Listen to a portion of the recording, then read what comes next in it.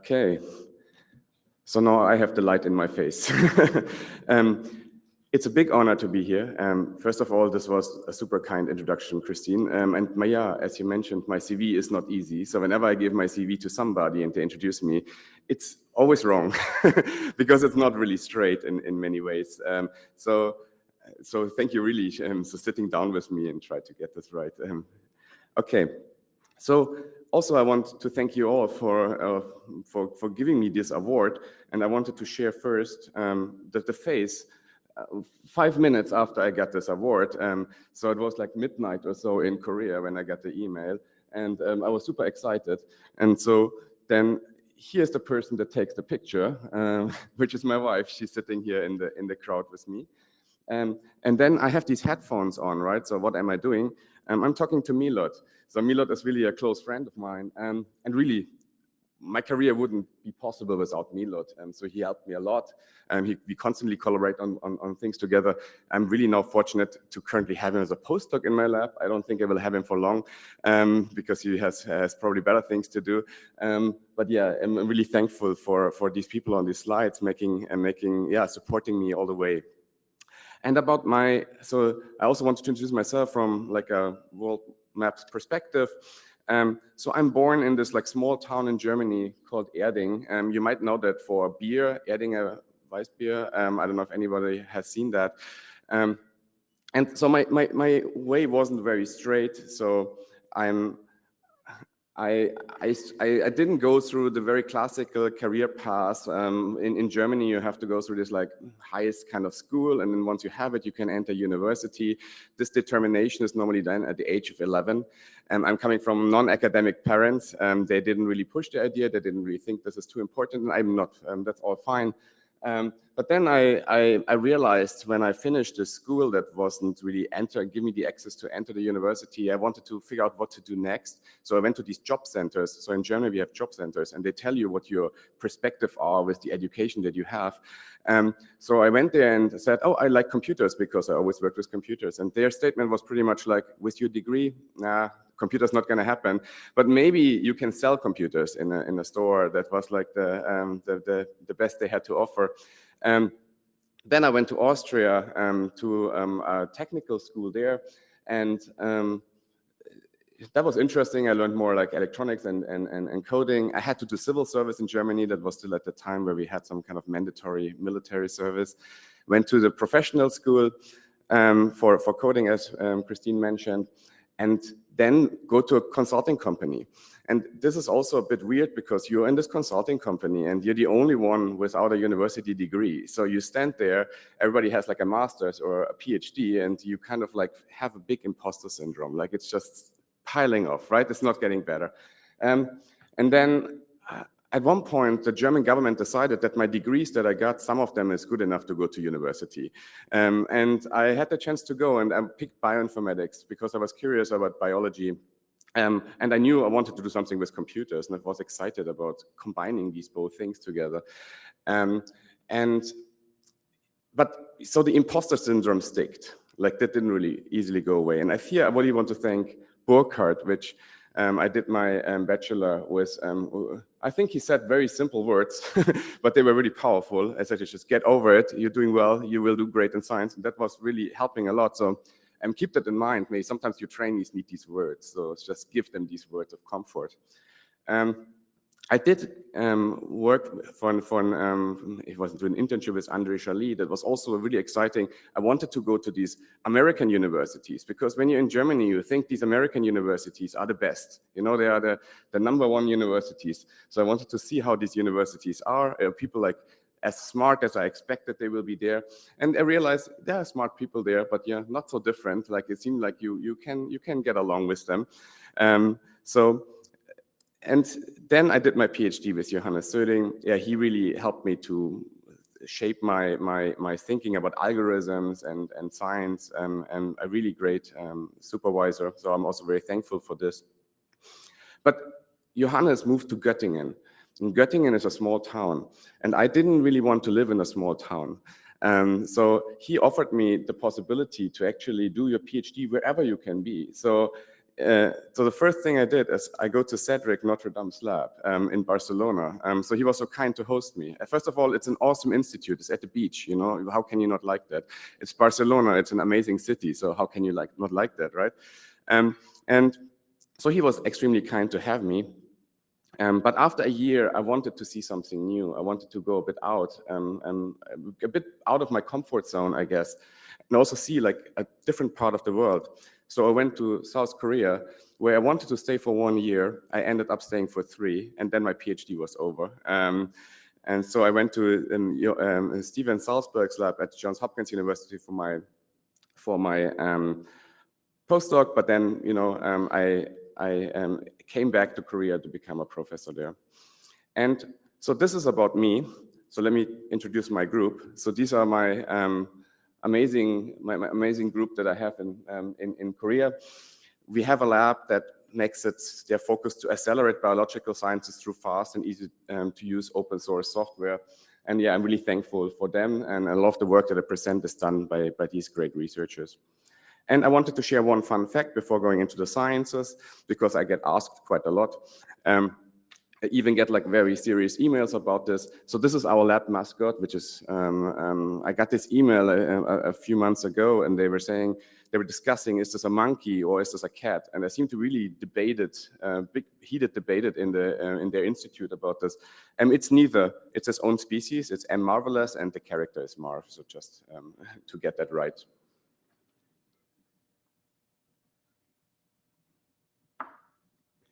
Okay, I wanted to start my talk by motivating it through metagenomics. So in metagenomics, we study these like 99% of unculturable microbes. So in comparison to culturable, where you can take a bacteria, you can put it on a plate, you can grow it, you extract the DNA, you get the reads, put in the sequencing machine, and then analyze it. In metagenomics, you have these like bag of bacteria, and so they come from like soil, water, everywhere. Well, you can take swabs from whatever you want, you put in the sequencing machine, and you get the DNA out. But now the analysis becomes a bit more tricky, because you don't work with like just one, but like really these bags of things. And one way of like doing this is you can start off with reads, sequencing reads coming out of the machine. And then you are running it through an assembler that gives you these contiguous DNA pieces. And called contigs, and then you can start asking questions. So you can take them and you search them. So you take them and you compare them to a reference database, reference genome database, and you can start to label these things. You can say now, oh, that looks like an E. coli, so therefore I give it an E. coli label. And we do these kind of things to understand the composition of these samples. You can also extract the open reading frames from these contigs, and then you can search them against protein databases. And now you can get clues about what do these do? Like what kind of functions do they have? You can transfer the labels from UniProt and so on, and you can get functional insights. Or if you want to get really fancy, you can use databases like KEGG to reconstruct metabolic pathways, like asking the question, how do these microbes actually do these things in their community? And one problem remains here, that often many of these open reading frames stays unannotated. There's still some samples where 90% of these ORFs just do not have a label, so you don't really know what to do. You throw a lot of these data away because you don't know what these things are, and you often ending the analysis at that point. So how do we annotate these ORFs? This is a protein sequence alignment, and normally I ask the question, do you know what a protein sequence alignment is? Now I say raise your hand, but I assume most of you have seen a protein sequence alignment here, so I'm very thankful for that. But yeah, these protein sequence alignments work because you have an underlying structure. So, and that means you have these amino acids that are somehow constrained, so they need to be there in order to keep the fold stable, and that's why you can actually align these. And we use these protein sequence alignments to, do annotations. And that brings me to the first tool, which was really the first tool in my PhD, but it carried throughout my career, so I wanted to highlight it again. It's MMSeq2, which is this ultra-fast and sensitive sequence comparison method. So how do you do sequence comparisons fast? The main idea is you have to somehow filter sequences as fast away as possible. You only want to investigate time on the things that are really meaningful, the ones that have a chance to be a true positive hit, like something that really could produce a good e-value, and you can actually use it for annotation. So you need a pre-filter that is fast and it's sensitive. And so at that time, many people have used K-mirrors, so we also looked in these ideas of K-mirrors, and you can see here two pairs of sequences. One here on the left is a homologous pair, on the right is an unrelated pair, these blue dots here being K-mirrors that are shared across these two sequences. And you can see when these sequences are homologous, they have these like trace here, which is kind of like the alignment that you at the end produce, and you can use K-mirrors to approximate this path, and by doing so, you can be fast. So we set up an algorithm that finds double K-mirror matches on a diagonal. It's actually similar to BLAST. We use some tricks. We use longer K-mirrors because it helps you to get rid of more noises. And we use some tricks how to find these diagonals very fast. And so you have these double matches. You then do an ungapped alignment. And if the score is high enough, you do a gapped alignment. And so you really see how the data goes from 10 to the power of 8 to 10 to the power of 5 and 3 and so on. And you can spend more time on your gapped alignment. And so, yeah, we have optimized this really like on the hardware and so on. And quite outdated, but there was at that time, you can see that MM6 scales, like it's very fast, and then it's not so sensitive. And if you go more to the right, you become more sensitive. Here's BLAST, MM6 being as sensitive as BLAST by being faster. And Diamond being here, now there's Diamond 2. Diamond 2 would actually be faster now, so you can actually see the Diamond. So it's great to have competition in the field. It's always good to have somebody who makes better aligners than you, that pushes you forward. But something that MM6 can also do is these profile searches. And that means you're searching iteratively through these databases where you can find more and more homologs on the way. And that can really help for like annotating difficult cases. So in summary, MM6 enabled me roughly to have like a software that can do fast alignments. We have built it in a way that we make it into modules so that we can reuse these components over and over again. So that we like have small pieces that we can put together to make new kind of software happen. And what happens after MM6.2 is that like people have used these modules to build their own methods. So we had this like Cambrian explosion of methods. So people built ideas on eukaryotic protein finding in metagenomes, phage finding. We used MM6 at the end for structure prediction as a backend, and the framework was used for protein structure compression and so on. So really a big variety of tools building up on the same principle framework that we have built at that time. And I brought these stickers with me to the conference. So if you want any stickers, please come to me. I'm happy to share some with you.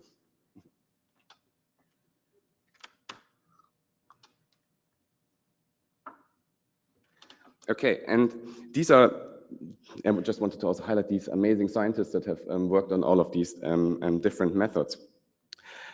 One method that I want to highlight is this plus assembler. So it's a metagenomic assembler. So I have mentioned that we start off with reads and we turn them into context. Context being mostly things that you do on the DNA. The problem with some of these environmental samples, especially like soil and so on, you can't really assemble these things properly. They have such a high microdiversity, so you cannot even find DNA overlaps that are appropriate. So we have developed something that works on proteins, so it assembles these metagenomic sets, translating it to six open reading frames, and then find the overlaps between them. That helps you to somehow get protein sequences out. And we have applied this algorithm to soil samples, soil being extremely diverse, as mentioned before, and we extracted 2 billion proteins from these soil samples. So that was in about 2019. So this was the biggest database available, which I found exciting. So, you know, as a scientist, like you're doing your PhD, you can make these big resources. You can't just really make it happen, right? You just think, I want that. I want all these proteins. I go out, I build an algorithm, I assemble, and I just make this database. So this had really then in total over about 3 billion proteins from various sources. In the end, we also included proteins from the JGI. And it had an enormous diversity. So if you took a Cas14 protein and you searched it against that database, you could see that everything that is red in this tree is something you can find only in this database, and blue is the things you can find in our like public biggest databases. So a huge amount of diversity. And as I mentioned before, there are these profiles, right? If you do profile searches, you can find even more.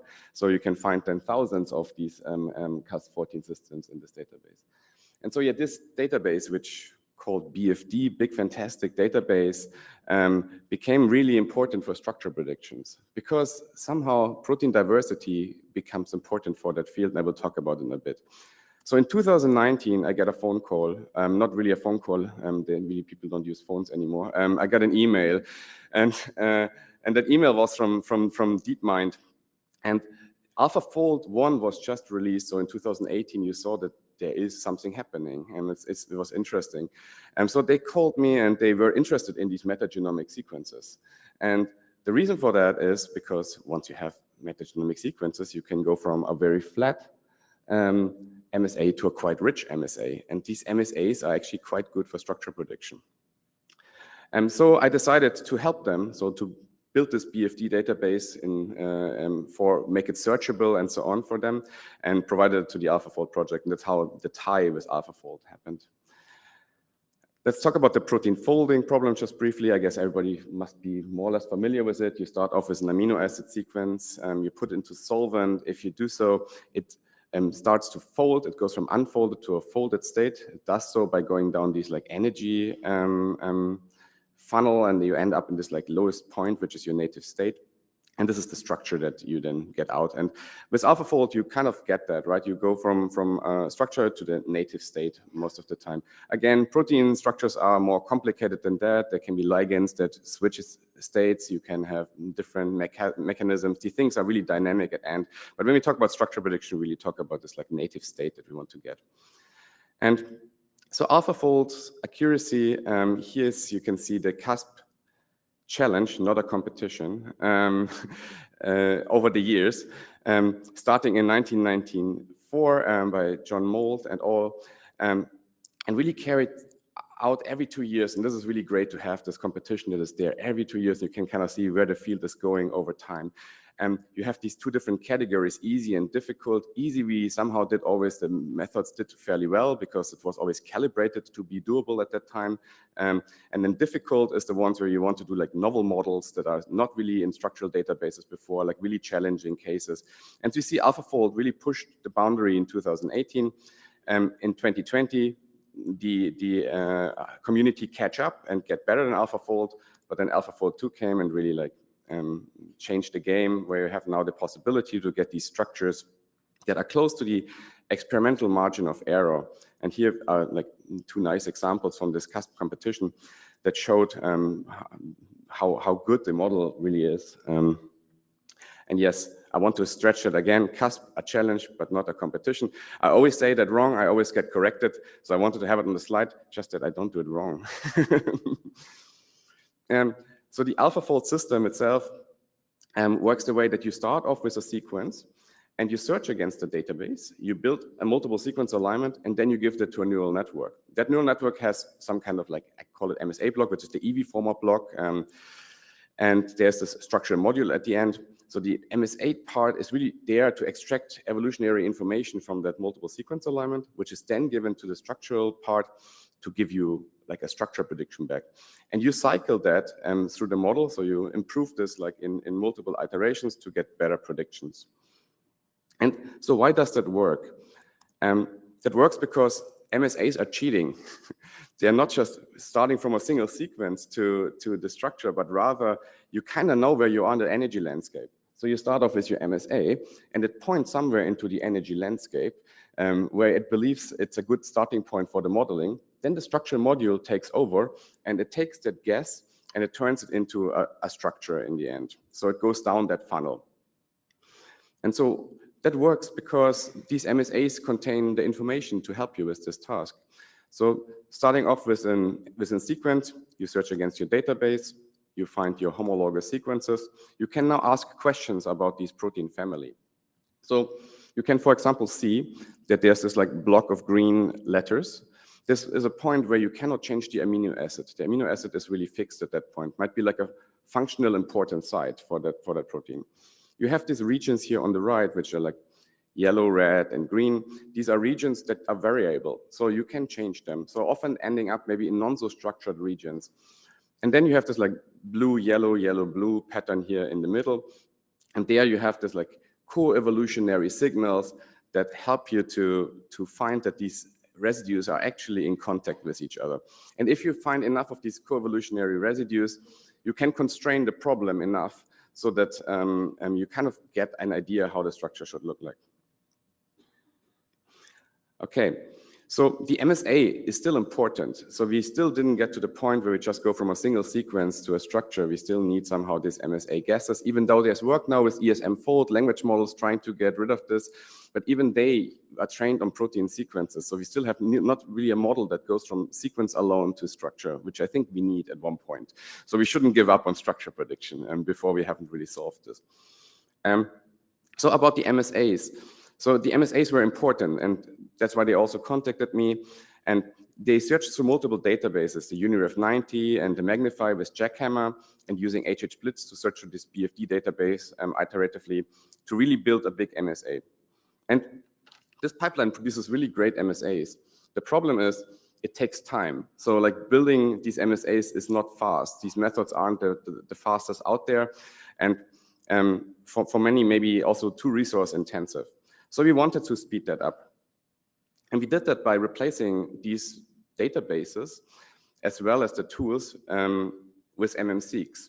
So instead of like searching with these multiple tools, we start off with a sequence. We search against our database, which is the UniRef100 and environmental proteins. And we build MSAs from them that we then can give to AlphaFold for the folding. And we did so because we wanted to make structure prediction really available to many, many people, because when AlphaFold came out, it came out as a standalone version that you had to download. You had to download these databases. You needed GPUs on your side to really use it. We at the time didn't really have GPUs, so we couldn't really use it. I think we needed some way that we make the tool accessible to the community. And that brought us to CollabFold, where we combined AlphaFold with Google Collaboratory and the MMSeq2 for MSA generation. So Google Collaboratory is an environment where you get free GPUs from Google. Under the, you have to give a registration, so you give some private data to them, but you get free GPUs. That's great. So we had free GPUs. We had AlphaFold. We just needed this MMSeq part to work out. But Milot here had an MMSeq2 server available already at the time when AlphaFold came out, because we worked with Burkhard Rost on Predict Protein, and there we needed these MSAs for predictions. So we just reused that one for CollabFold and tweaked it to work well in structure prediction. So we built a system where you can put in an amino acid sequence or like a multimer, like a set of sequences, and you can just push the run all button and it makes a prediction for you. And that was an instant success. It was built on a Sunday afternoon on the couch. We were so excited, I was working until 3 a.m. And then with Sergey and Milot at that time, and then I tweeted it out, and like it became really big. Like we had thousands of users immediately on the next day, even though there was no paper or anything really describing it, which I think was really exciting to see. And I always compare CollabFold to medium successful K-pop video, because it was already used over 20 million times, and you can see when the K-pop groups are like they're in this range of 20 million if they're medium successful.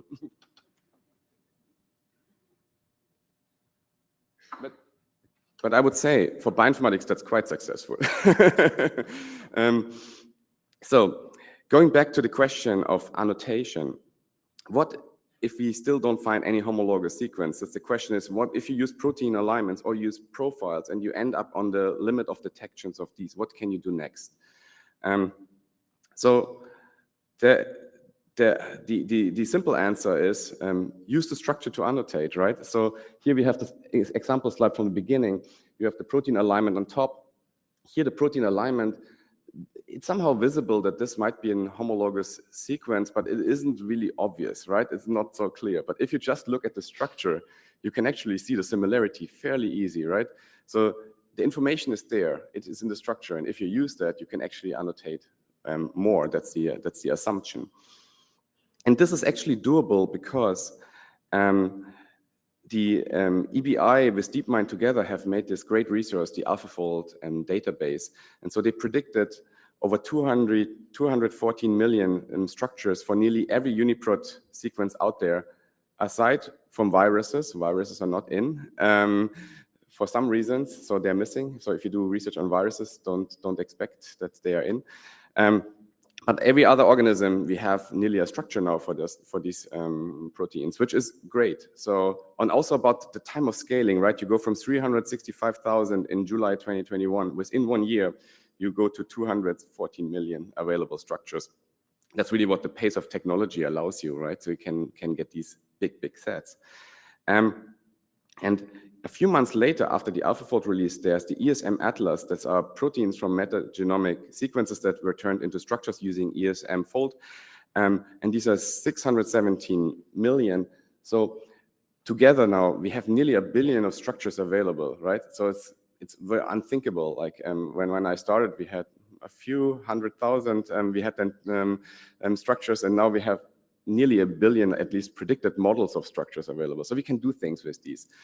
And that brings me to this project FoldSeq, which is a fast search and clustering algorithm for structures. And it's a collaborative project with Johannes Söding's group in Göttingen. And I have shown you an alignment before, right? This pairwise alignment of proteins. Here is another one. This has 16% identity. So maybe I can do the arm raising thing now. Who thinks this is homologous? Please raise your hand. It's not everybody, at least. Seems like more of a smaller fraction of the room rather than a bigger one. It's really difficult to make that statement, right? Like if this is like similar. I always say the answer maybe is right because we can never know, right? Maybe it's always the correct answer. But a yes is hard to probably justify from this type of alignment. But then, yeah, same as before, right? You can look structurally, even though these structures don't look as similar as the ones from before, they're still so similar that just visually we can actually get that, right? We can see that there is a lot of similarity, at least from a structural side. So maybe we can use this now for annotation. And these structural, so now the proposition is, instead of using amino acid, use structures, right, for it. And there are many tools out there that have done structural alignments since a long time. The structural bioinformatics fields might be one of the oldest fields that we have in bioinformatics. And so there's great software.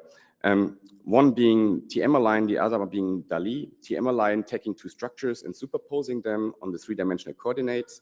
DALI turning these structures into two-dimensional like distance matrices and try to compare distance matrices with each other. And they both produce really good alignments, but they have a problem. They don't really scale to the extent of these databases. So if you take an RDRP from SARS-CoV-2 and you search it through 800,000 predicted structures of the AlphaFold database, with TM-Align, it takes multiple days. With DALI, it can take a week or so to actually return an answer. And if you now think about 100 million or like a billion, billions of structures, this would take years to make these searches, much longer than you have for your PhD. So that's not really actionable. So we need something that is faster. So with FoldSeq, we made a method that can do this kind of search in 5 seconds, being 4 to 5 orders of magnitudes faster than these other aligners. And so here's my question. So I want you to think about it. You have a structure, and you get asked the question to turn that into a sequence. First of all, why a sequence? A sequence because we knew when you turn a structure into a sequence, you can do fast searches because we have MMSeqs, right? So we know that we can do fast searches on the scale. But now think about it. How would you turn the structure into a sequence? I'm not expecting answers in this big crowd. I just want you to think about it for a second.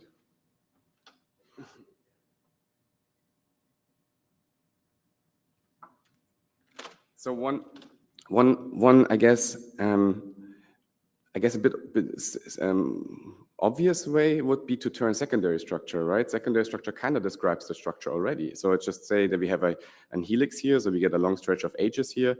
We have a sheet here, so we get the sheets. So you just get these letters of H, and so on, like repetitive letters of the secondary structures.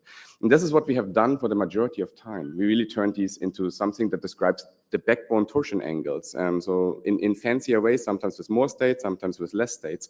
But the problem with this is that if you take these secondary strings and you take a helix and you search it in the AlphaFold database, you find it everywhere, right? It's not really informative, so it doesn't give you more information where you actually need it to help with the alignment.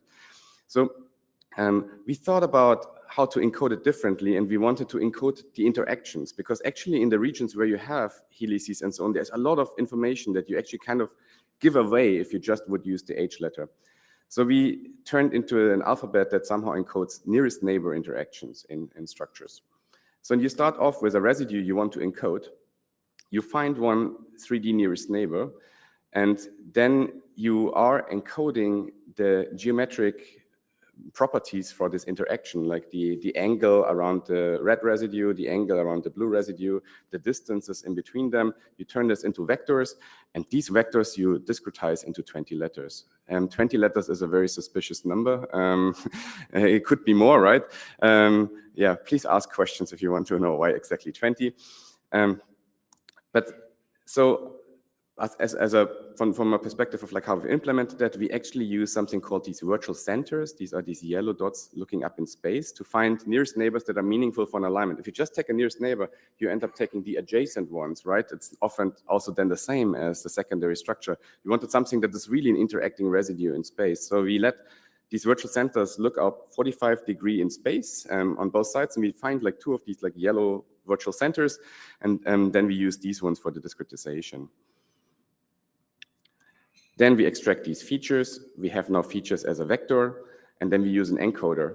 And an encoder takes this higher dimensional vector, it projects it onto a lower dimensional vector. Here it has 2 dimensions, and then it has a dictionary here of these 20 letters, and you assign the one that is the closest to your latent vector. And you can train this by using an encoder and a decoder. So your input and your output is the same, and you kind of go through an information bottleneck in the middle. So the network is forced to cluster these vector spaces into a meaningful representation. So it's a really great technique if you have to work with vectors. Whenever you have to work with vectors, you want to turn it into a lower dimensional vector. I think these variational autoencoders are a great trick for this. Okay, and going back to this example from before, so here you have this protein alignment, 16% sequence identity on the amino acid level. What happens now if you switch out these amino acids with our 3DI letters, really our structure letters? And if you do so, you get 54% identity, so the similarity becomes higher and actually alignable, as well as you get the possibility to evaluate this. You can get reliable scores and therefore also reliable e-values for this kind of alignments.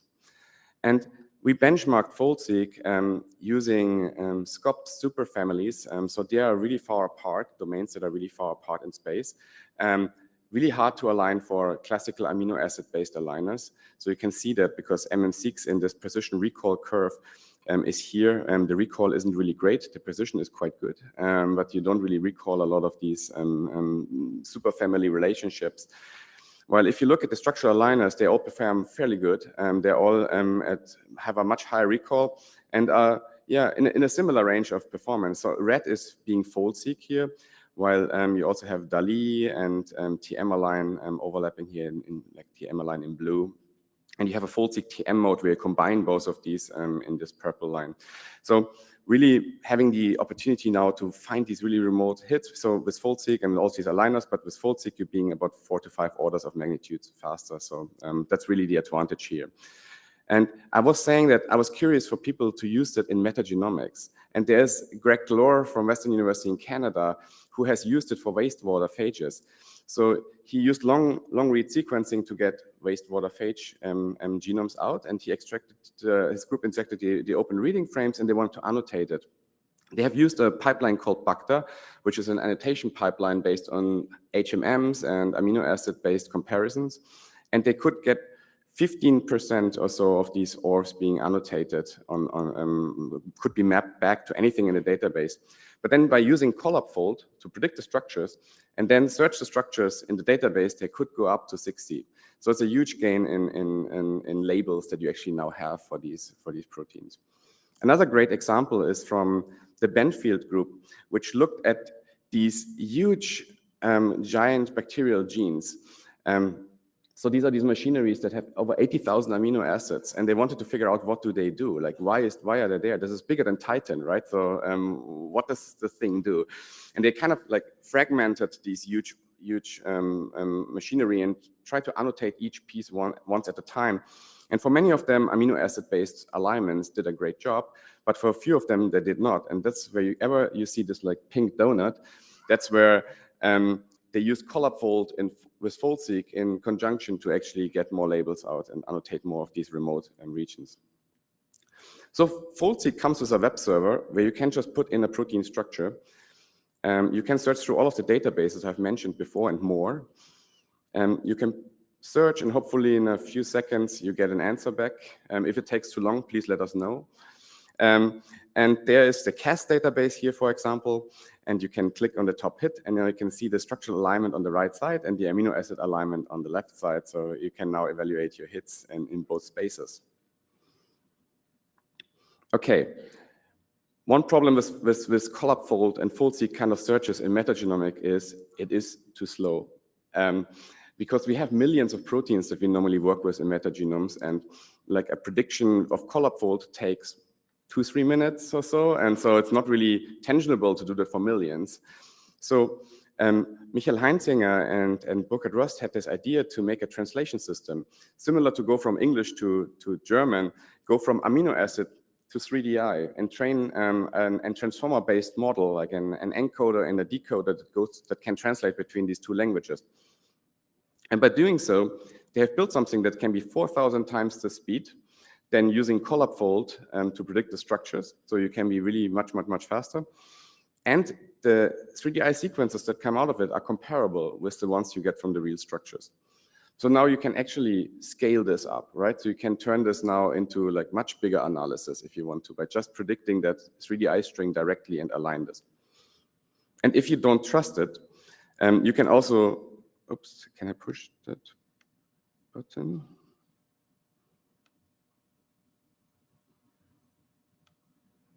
Okay. You can put your amino acid sequence in our server. You can push this predict button, and then you can predict the 3DI string for it, and you can search it in this way. So you can skip the protein structure prediction here in the stage. Then you find your hits. Now the big disadvantage is if you look at the structural alignment, you will only see the target sequence, right? Because we have no C alpha coordinates for the query. We haven't predicted it. We only have predicted the 3DI string. So you're missing this one. But at least you can get accurate e-values and accurate matches onto it, so you can use it for annotations. Okay, so FoldSeq in summary, it's a fast structural alignment method meant for this like large scales of predicted structures that are out there. It's 4 to 5 orders of magnitude faster than these other aligners. And it has accurate e-values. So if you're familiar with BLAST e-values and you want to work with structures, you haven't worked with structures before, you can trust these e-values in a similar manner how you can trust the BLAST e-values. And we have local alignments, which means you can align across domain switches and so on.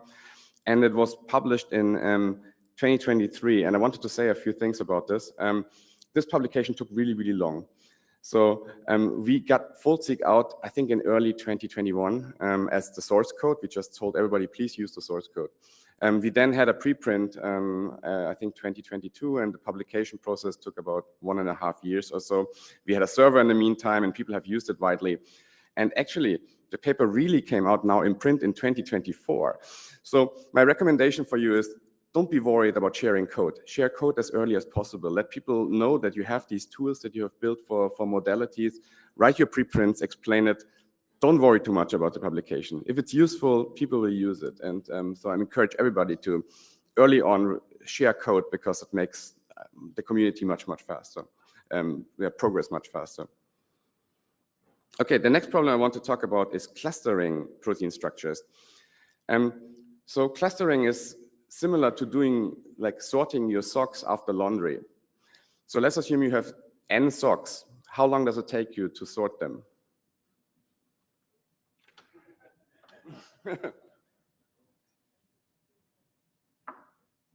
Yeah, sometimes an NP hard problem. For me, it takes like n square. So I take a sock and then I compare it to all these other socks. I find a pair of socks that matches and I put them together. You can get it in 01 if you have all the same colors, right? But so you can speed this process up like significantly. But it's about n square. And so if you want to cluster the AlphaFold database, you need n square comparisons. So that's what it takes. So it's 214 million times 214 million. Which is unfortunately a very big number. And even for fold-seek, that is being fast, it's not that fast that you can just do naively a database search for 214 million against 214 million. But the great thing is that we have turned structures into sequences. And because we have that now as a base property, we can use all the algorithms we have developed for sequences onto structures. And we had developed an algorithm called linclust, which is reducing the clustering time from quadratic to linear. And so we applied that. We just used the 3DI sequences and used our linked-list algorithm. And that goes from 214 million times 300, which is like doable and from a perspective of clustering. So we started off with this 214 million structures from the AlphaFold database that we wanted to cluster. We used MMSeq2 cluster to reduce it based on amino acids. Here we have then about 52 million clusters that are like based on sequence similarity. For each of these clusters, we pick one representative, which is the best predicted one based on the AlphaFold score. And then we use fold-seek cluster, which is similar principles than the MMSeq2 cluster, but for structures. We only enforce a sequence overlap, meaning that we should be able to align the whole structure more or less end to end. So meaning we want to make clusters of machineries where you put like whole machineries into a group. And then we end up with like after this with 18 million clusters. And we removed singletons and fragments, and we end up with 2.3 million clusters that are non-singletons. This is a near 100x reduction in size, right? So that's quite interesting already as a number itself to see how much machineries are there roughly in this database. And this is really collaborative work with Pedro's group at the ETH. And we then analyzed this like 2.3 million clusters to understand what's really in this. And we wanted to understand it about like darkness, like understand how much annotation do we know about them, how do these cluster, how much knowledge can we infer from them by looking through the members and so on. We wanted to have an evolutionary analysis. We want to see where do these clusters fall into the taxonomical tree. And we looked at new domains. So about the darkness part, we were quite stringent in our definition. We took any kind of structure and aligned it back to the PDB, or we checked if there's a PFAM label, or if there's any kind of hit that we have on TigerFAM. And if this is the case, then we assume this is an annotated protein. This is obviously not a great annotated protein. It is just something, you know, we know something about that thing. It's not really very deep. And if you look at that from the UniProt perspective, it's actually quite little that we know nearly nothing about. But then if you cluster this, so here on the right, you have our clusters, and we have 35% of clusters that have no annotations at all.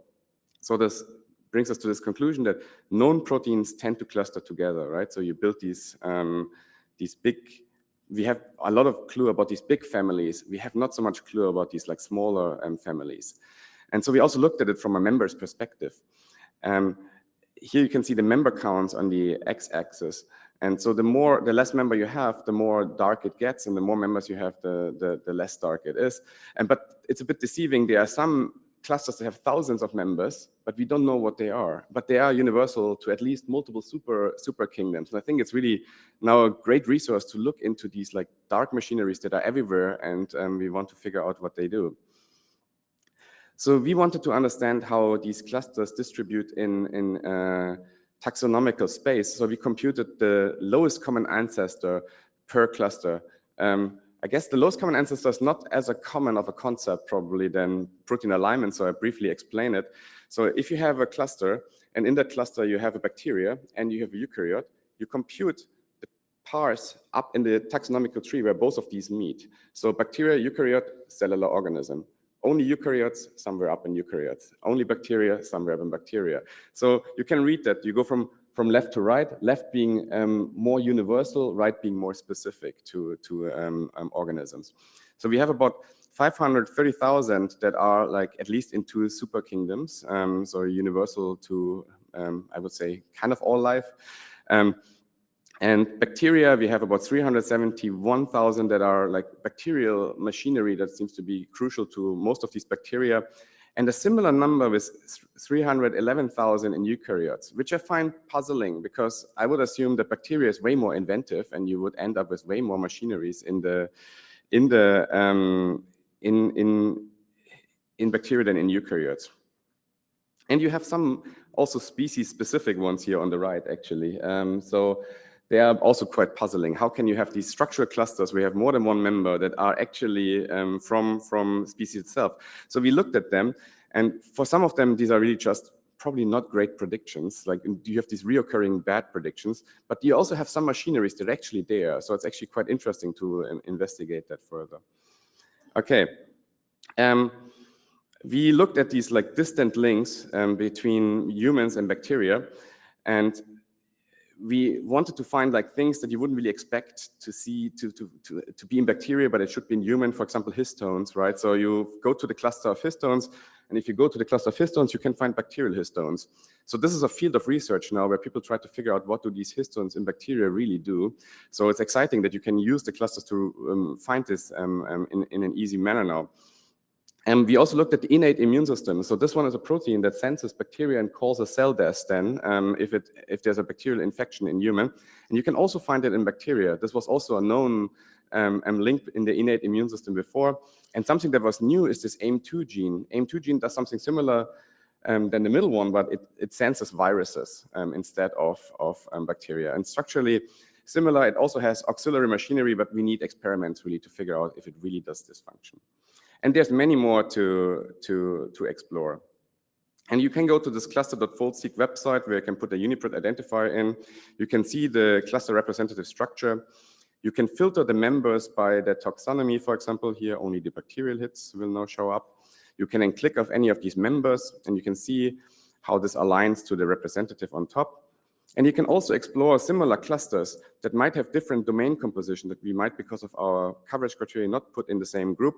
And here you can see this like yellow extra domain is there. You can use this resource now to navigate yourself through the universe of proteins. And the last thing I wanted to talk really briefly about is fold-seq multimer. We're extending fold-seq into the multimer space where we want to solve the problem about chain mapping, right? Where you have a set of query chains. You want to find in the database a matching set of target chains, which unfortunately is also a big of a problem because of the combinatorial possibilities you have here. But we thought about it would be quite cool that when you can start off with these open reading frames or like these operand structures that have multiple proteins in them, to just predict them with AlphaFold multimer, get a structure out, and then compare it and see if the machinery matches. And we took some proteins from CRISPR system that were found by Alte, Tran et al. And we predicted them with AlphaFold multimer. We got an IPTM score, which tells you how good the prediction is for AlphaFold, which is 0.56, which isn't too great. It's not too bad either, so it's like somewhere in the middle. And we use our fold-seq multimer algorithm to search it against the PDB, like the bioassemblies of the PDB. And yeah, you can find a structure that looks very similar, and you can find the TTM score that is quite good, like a 0.7. So you can now use this algorithm to work on whole machineries rather than just monomers in itself.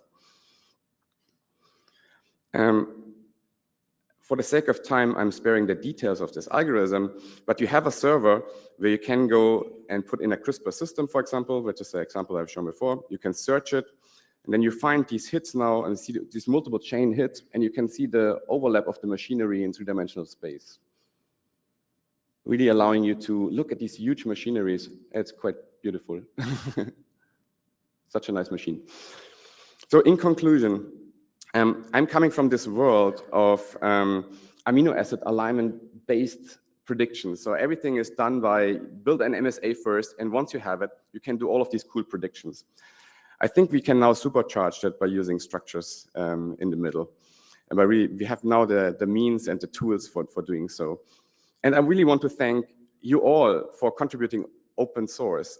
MM6 would be not possible without you. We used a lot of code from the community, and same for FoldSeek. For all our modules, we use a lot of the code. Please keep contributing open software, and that really makes the community a better place. And one shout out, we are organizing the Recomp conference next year in Seoul. It's in April, so I hope I can see many of you there. And with this, I want to thank everybody involved in this project. Thank you for listening.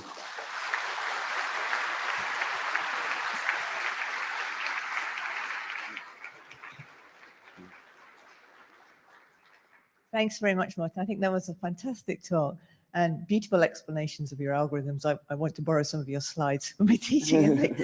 So do we have, first of all, we'll actually start with an online question. For the FoldSeek autoencoder, how did you choose the size of the latent space? I get the question from Dan.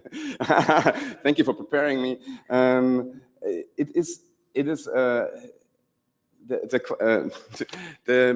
is work that Michael has done. So he optimized these latent space. It should be it has to be lower than 10 because we have a vector of 10, right? So the answer must be somewhere in between 10 and the latent space we end up with. You don't really want to probably go up too much in space, so don't really cluster. And so one seemed to be too low, two seemed to be tangible.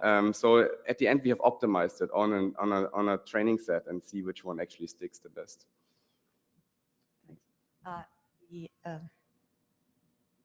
Hi, thank you for your talk. There are multiple alternative proteins that are possibly not in UniProt, the database of canonical proteins, but also we're not really sure if they do exist. It's sometimes challenging to detect them with RiboSeq, with mass spec. So I'm wondering, is it possible to use structure prediction as kind of a score of our confidence? Will we in the future detect this protein or not? And if you think it's possible, what kind of gold standard a model we would use to compare this protein to this model? Yeah, it's a very good question. So we had this work together with Steven Salzberg's lab where we look at alternative isoforms from a structural perspective to see if the canonical one would fold quite different than one of these like isoform proteins there. And with this, we could identify somewhere we would say probably one of these isoforms would be better suited than the canonical ones because it just structurally, it turned into like a nice symmetry. It folded very well. It had a nice PLDT. And then if you go down to the like gene neighborhood and you look at the exons and so on, you can see that that actually makes more sense from an evolutionary perspective as well.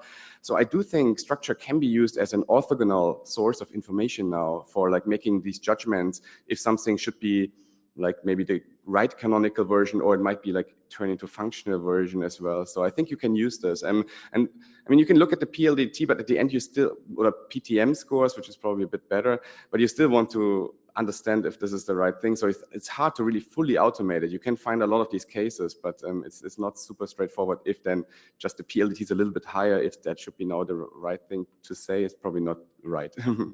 Yeah, sounds complicated. Thank you. We'll take one from online now. How well do these newer methods work with very small proteins? Maybe less than 100, less than 50? Yeah, less than 100, no problem. Less than 50, no problem. I guess less than 15 is a problem because our pre-filter would not detect them anymore. We have an ungap alignment mode, then you can get them. It's a bit slower. But there is, in general, a lot of problems in these like really short structures being just one helix. Like how do you assign a proper e-value to that? Like it's really difficult. It just occurs everywhere. You have so many random chances where you can just see that. And so I think there's a lot of like, you have to think about scoring these things properly then at the end.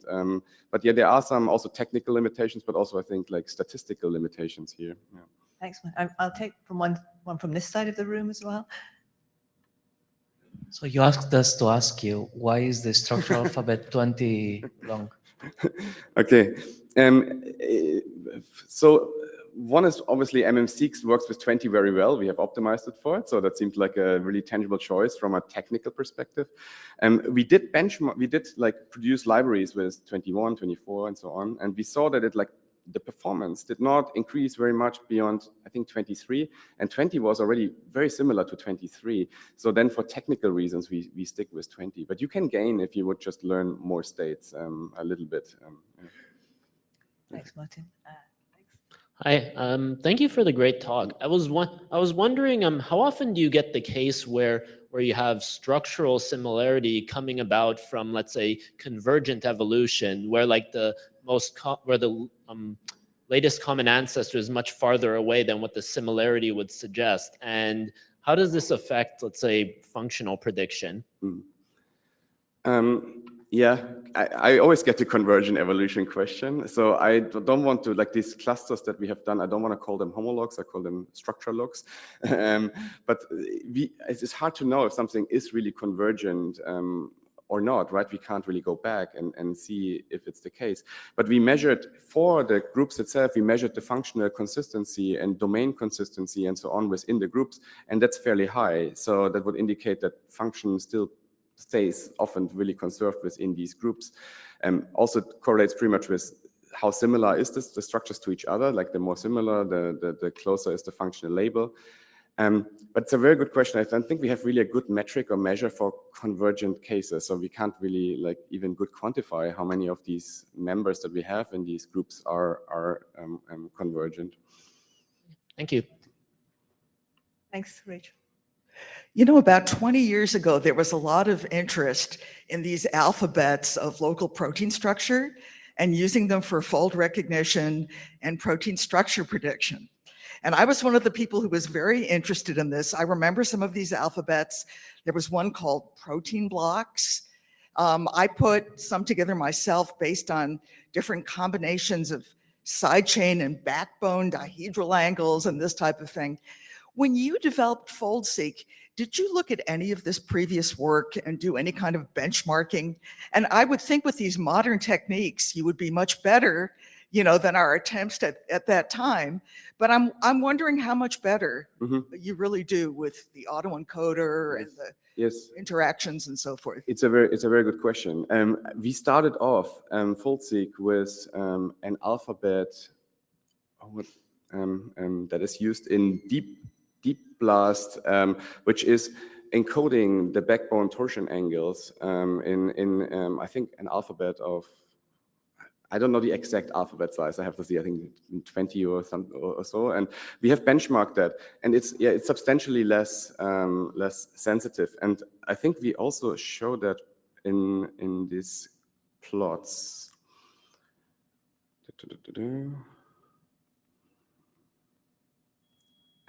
CLE, sorry, it's a CLE library, CLE alphabet that we have used, which is here the one in orange. So we have benchmarked against a few of them. We have not benchmarked against all of them. There might be some that might be performing better.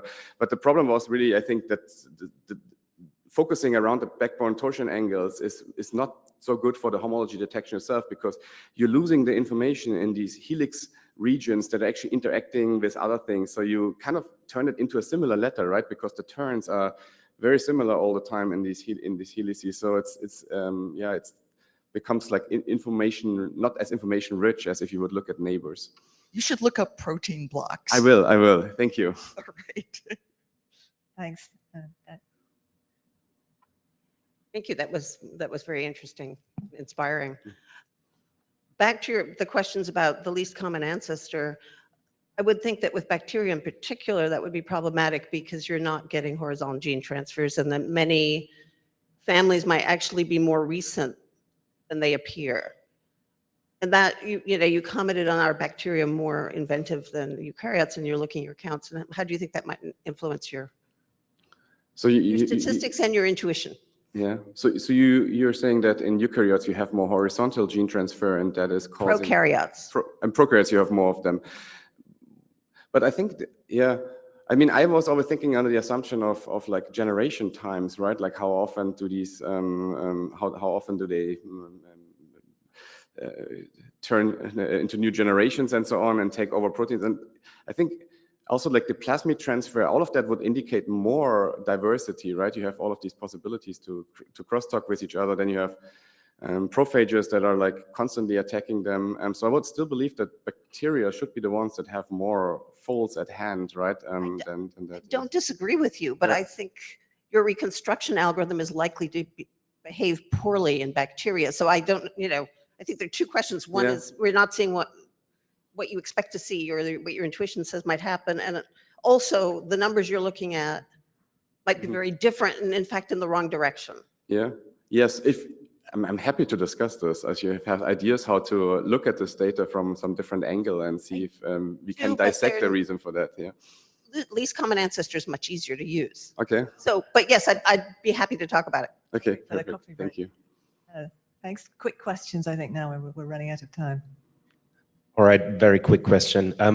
Just a preface, we are also working with neural networks all the time, but questions we are getting are revolving around how certain we are about our predictions. So if I understood you correctly, you have a system now where you use a neural network to predict a sequence, then you use an autoencoder to get that sequence, to get the structure back to sequence, 3DI values. Then you have another neural network translating sequences to RDI values directly. How do you deal with error propagation in a system like this? Yeah, it's a good point. I mean, we benchmark it on our holdout benchmarks, right? So we kind of make sure that the things aren't very close, which is really difficult for transformers. There we cannot do it because we train on all of the sequences. You don't really hold out very much. But for like optimization, you try to you just try to set your benchmark as good as possible, that you don't have a lot of homologous leakage between test and training set and so on. But yeah, there are still multiple sources of errors that might come out of it. But I think, if at the end also, if the message of, if you find meaningful things, that reassuring that it's actually useful and does something meaningful with it. And so we have many users that try out these on their own benchmarks that are not necessarily always ours, and making sure that it also works there. So I think it helps that not just yourself looking at it, but you can look at it yourself, but you should be careful. But then also others try to reevaluate these methods in their sets. Yeah. One last, final, very quick question. It's a very quick question.